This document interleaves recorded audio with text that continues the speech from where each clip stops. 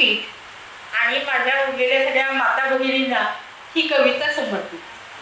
माझ्या कवितेचं नाव आहे आई. आई कुठे काय करते, दिवसभर तर घरीच असते. आई कुठे काय करते, दिवसभर तर घरीच असते. ना तिच्याकडे शिक्षण, ना पैसा, ना कोणती फॅशन, ना फॅशनचे कपडे. सतत आपली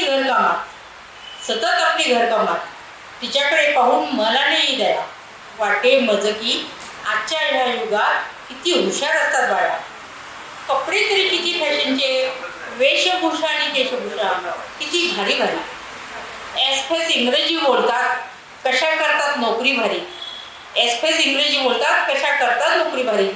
माझी आई मात्र सतत थापत असते भाकरी. माझी आई मात्र सतत थापत असते भाकरी. सतत आपली कामाच्या रगाड्यात आणि पाहुण्यांच्या सरबराईत. सतत आपली कामाच्या रगाड्यात आणि पाहुण्यांच्या सरबराईत वाटे मजला कसले निजीने नुसते काबाड कष्ट करीत उपासले. कळलेच नाही मला काही एके दिवशी सोडून गेली आई.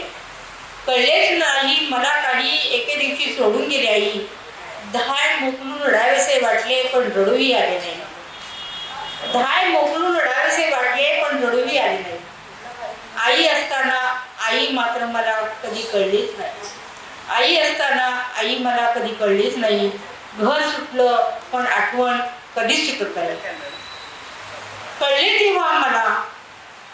तेव्हा मजला जीवनात आई नावाचं पान कधीच मिटत नाही. सारा जन्म चालून पाय जेव्हा थकून जातात, सारा जन्म चालून पाय जेव्हा थकून जातात, शेवटच्या श्वासाबरोबर आई हे शब्द राहतात. आई हेच शब्द राहतात. मातृदेवो भव. धन्यवाद. धन्यवाद मॅडम.